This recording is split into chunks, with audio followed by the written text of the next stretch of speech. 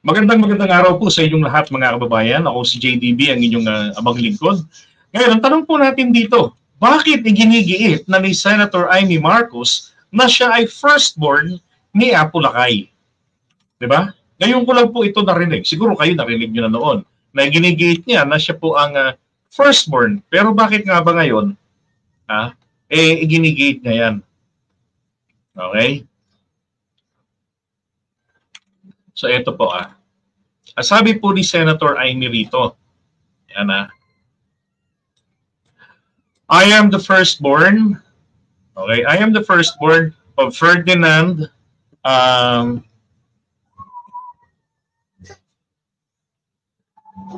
Edralyn Marcos. I will never allow the Marcos administration to be used again, besmirch his name and ruin his legacy. Alam niyo, ang gumagawa ng ganito, no? Dapat sinaway niya na sa si PRRD nung lapas tanganin ang kanyang kapatid. Because pare-pareho silang magkakapatid ay bahagi po ng Marcos Senior legacy.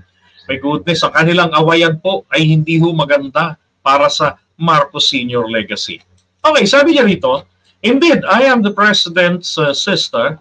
I am also a senator who is bound in duty to protect and defend the Constitution and the Republic.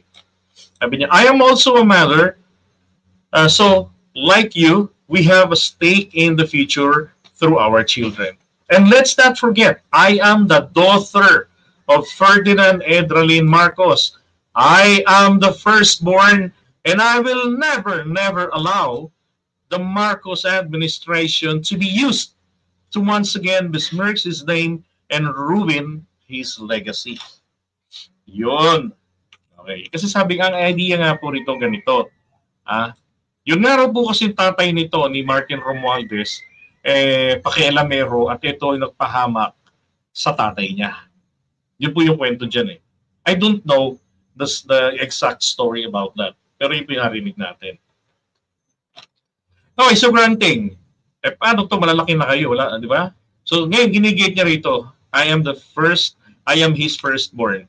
Alam niyo ho, meron pong isang loyalista ang bumasag sa kanya. Okay? Ito yun, no? Hindi lang nilagay yung tunay na pangalan Pero basahin muna natin itong isa. And si Yayam Dizon, paki-follow na lang din po. Magaganda mga opinion ni Yayam Dizon. Isa ho sa hindi ho ito walang pinag-aralan. No, alam ko CPA ito professional po ang taong ito. Sabi ni Yayam Dizon, Manang Senator Amy Marcos, if you were the firstborn, I agree with you. Sabi niya, you should protect your family honor, your father's name.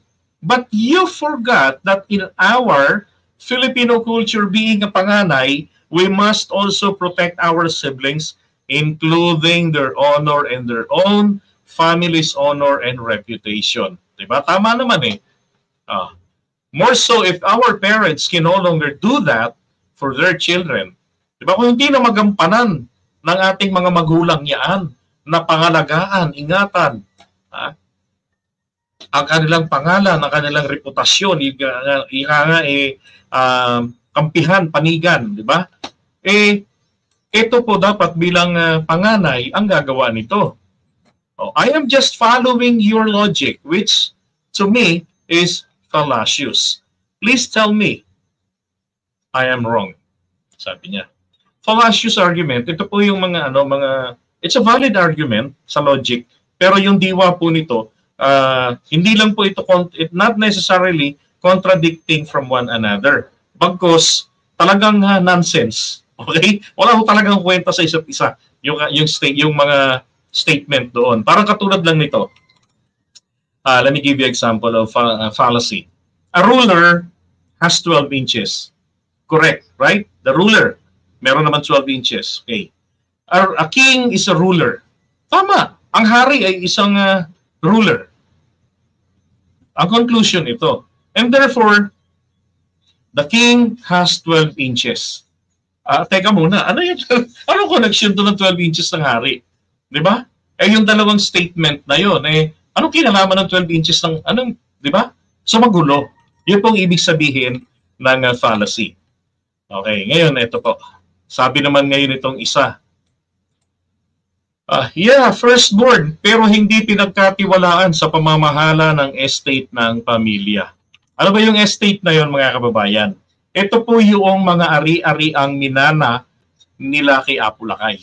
Ang administrator po, okay, ito po kasi, ito yung kwento dyan sa mga estate na minana nila, no, sa tatay nila. Yung mga naiwan, hindi pa naipamana, pero mga naiwan yung estate. Wala pong last will si dating Pangulong Marcos. Yan po yung katotohanan at kaya kong panindigan na wala.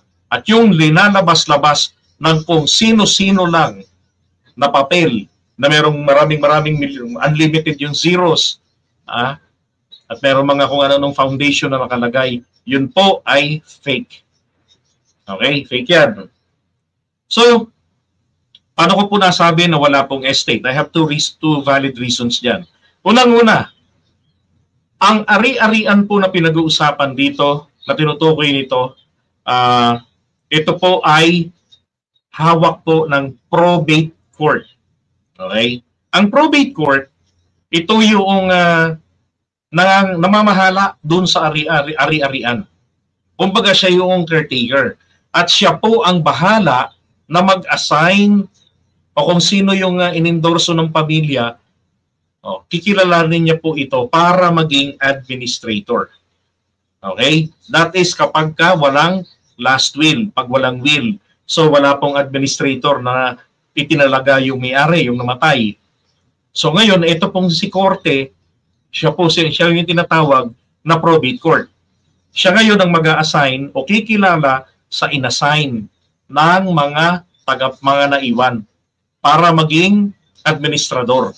And in this case, si PBBM po yun.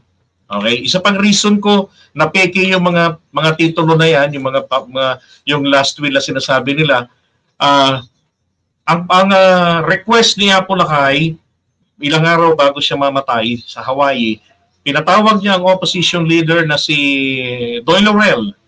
Ang sabi niya, gusto ko sabihan mo etong si Cory na pauwiin lang ako ng Pilipinas, lahat ng ari-arian ko, 90%, paubaya ako sa sambayan ng Pilipino. 10% lang ang iwan ko sa aking mga anak. So ginawa ngayon ito ni Doyle Laurel, ng Pilipinas, pero never po na nagkausap sila ni Cory Aquino. Dalawang pagkakataon yan, hindi nangyari yon. Ang papel po, ipirmahan, yung will, hawak po ito ni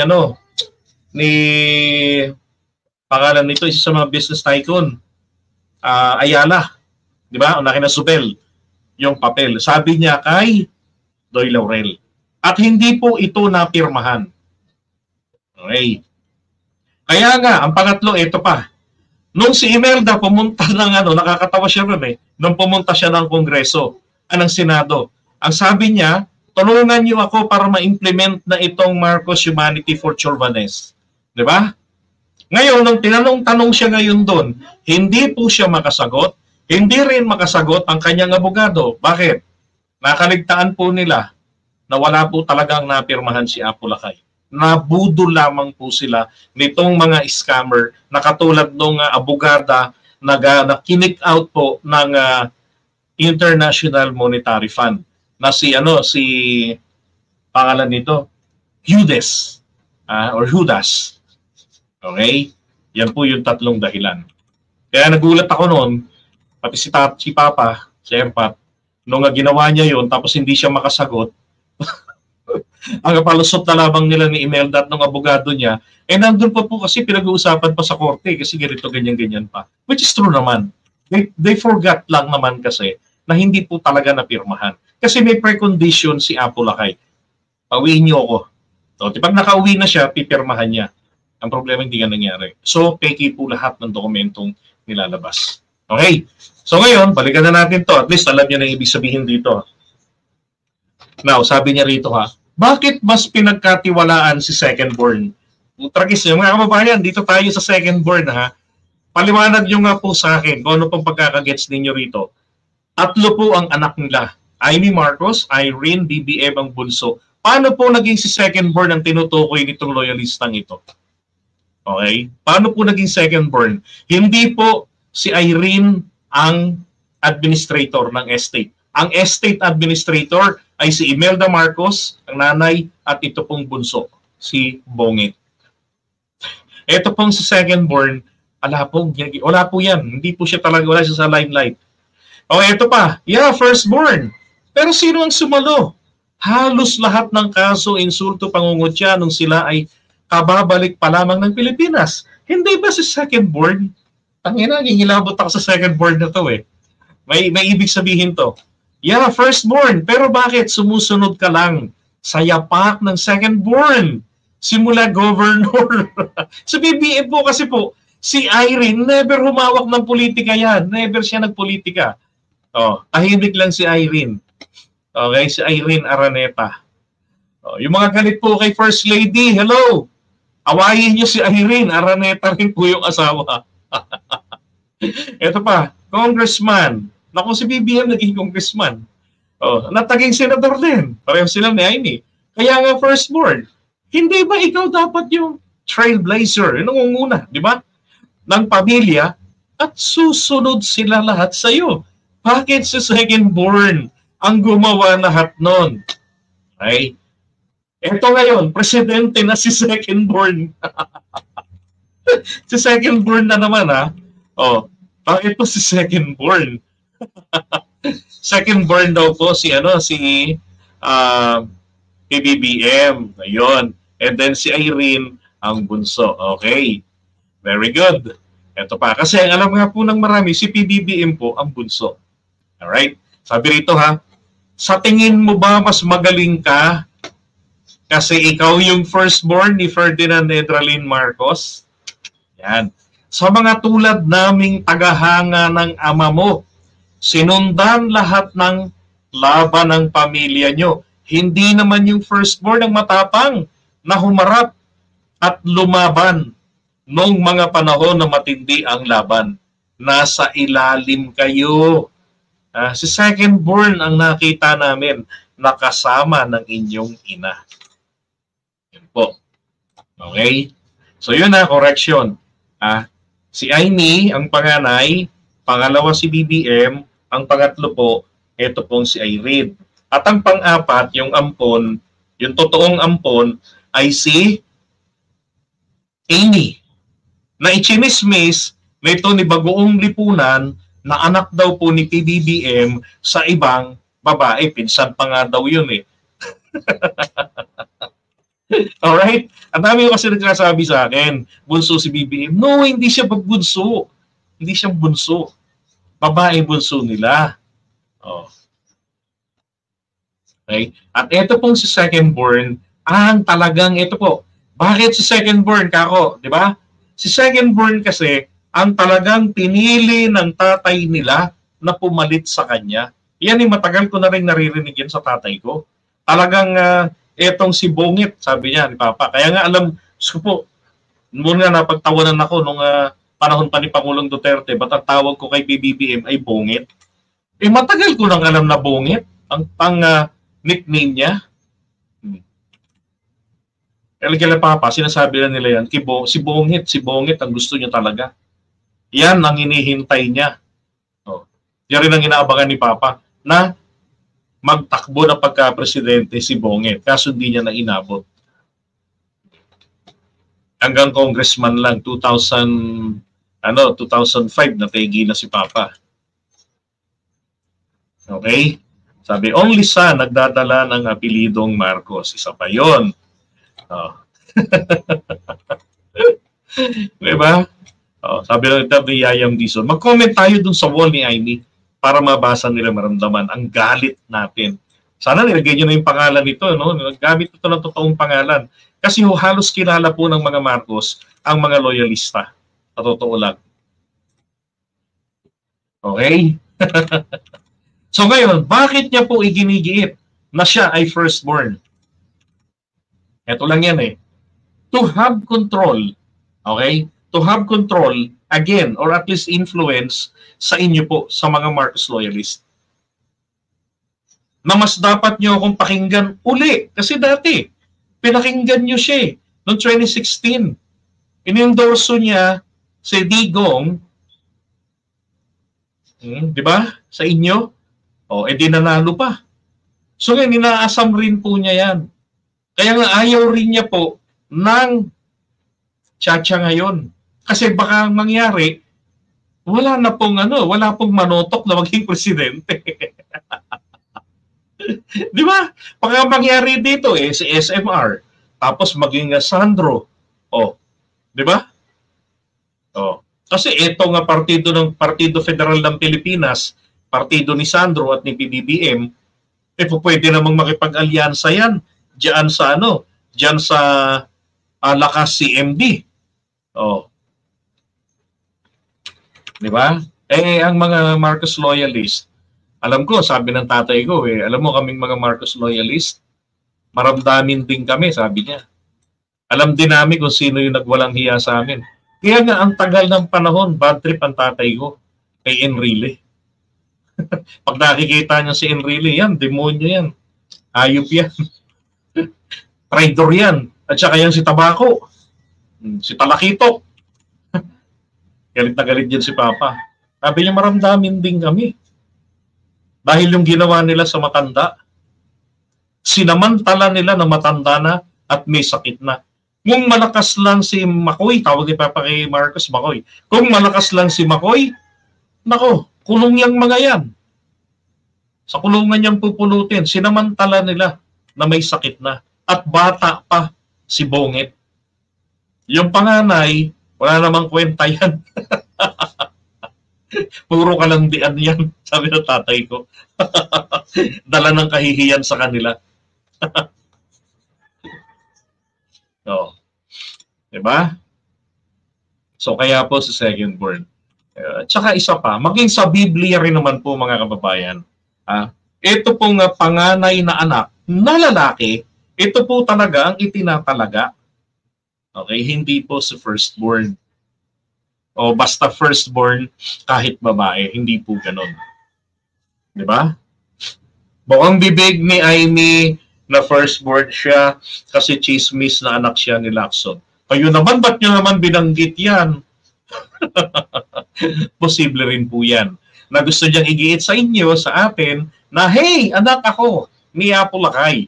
Okay, kaya ka naman kasi, di ba? Kaya hindi naman natin sinasabi na si Imelda lumandi pa, gumarutay pa, at sumali si Paki. Hindi naman natin sinasabing ganon.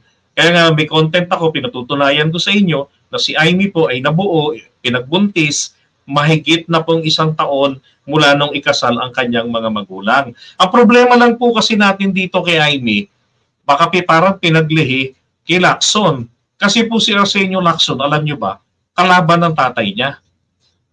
Oh, nagagalit ito dahil napunta kay Makoy ang kanyang target. Manyake ko yan si Lacson eh. Kaya nga, one time sinabihan siya ni Marcos di Apulakay, o sige, tumakbo kang presidente, ako na VP mo. Ano sabi ni Lacson? No way. Ako na lang ang para matigil na yung gulo kasi magkapartido sila. Eh di ganito na lang, sabi niya. Ako na lang ang maging ninong ng panganay. Ayun. So naging ninong po ni Lacson. Naging magkumpare na sila ni Arsenio Lacson tsaka si Apulakay. Okay?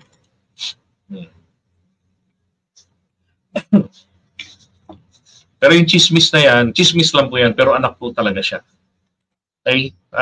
Ipinanganak si Buo, ipinanganak si Amy sa loob po ng kasal ng kanilang magulang. Kompleto po, hindi lang kompletong 9 na buwan, mahigit pang 9 na buwan. Alright? Ang problema lang natin talaga rito, siguro dahil po sa awayan ng dalawa, ni Makoy at saka nito ni Lacson, ni Arsenio, baka napaglihian ni Imelda si Arsenio. Nakuha ni Amy yung hilat siya ng pagbumuka. So, kaya lang yung ugali niya kasi, kaya kailangan niya, tinatawag po siya na Amy Lacson. Kailangan niya raw magpa-DNA. Kasi talaga pong taliwas na taliwas siya. Diba? Taliwas na taliwas po siya. Sabi ni ano, sino ang junior? Ferdinand R. Marcos Jr. At ang magiging successor ay junior naman. Junior talaga naman. Mga agaw na si Amy. Nagpa-DNA. Namatay si Lacson sa ibabaw ng babae. Oo nga. Sa inchik daw namatay. Sabi naman nila sa isang artistang babae. Sa report ng CIA, kasi may CIA na nagbabantay kay Lacson, baka nga yun ang pumatay babaeng Chekwa daw. Mahilig pala yan pagkahapon, pupunta rito sa parte ng Malati ata o Mabini at meron siyang babae na tinitira. Halos sa araw-araw yan. Kaya lang doon siya namatay. Okay? Kaya yung pag-ngangaw ni Amy na siyang firstborn, naku, tigilan niya na yan. Hindi nabibenta yan.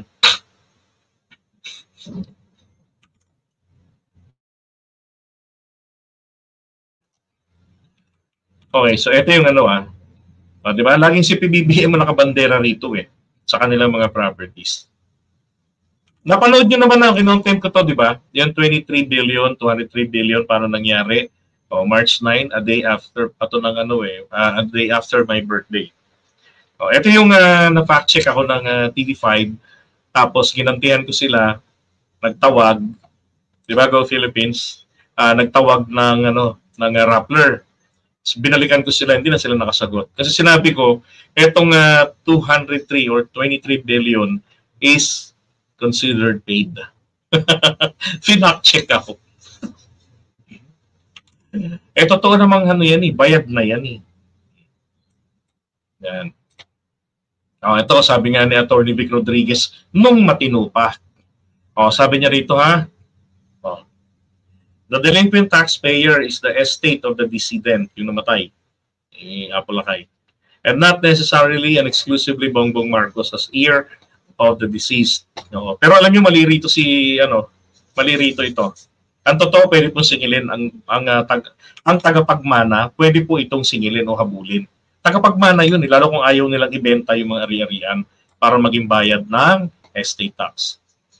Pero ito, nung kapatid mo pa si Atty. Vic, sabi niya, the very case cited by our hateful critics, they conveniently omitted to mention that the BIR have issued a total of 30 notices of levy, resorted to public bidding or public sale or levied properties, and there being no bidder, lot subject of the public sale was declared forfeited in favor of the government in satisfaction of the estate tax due.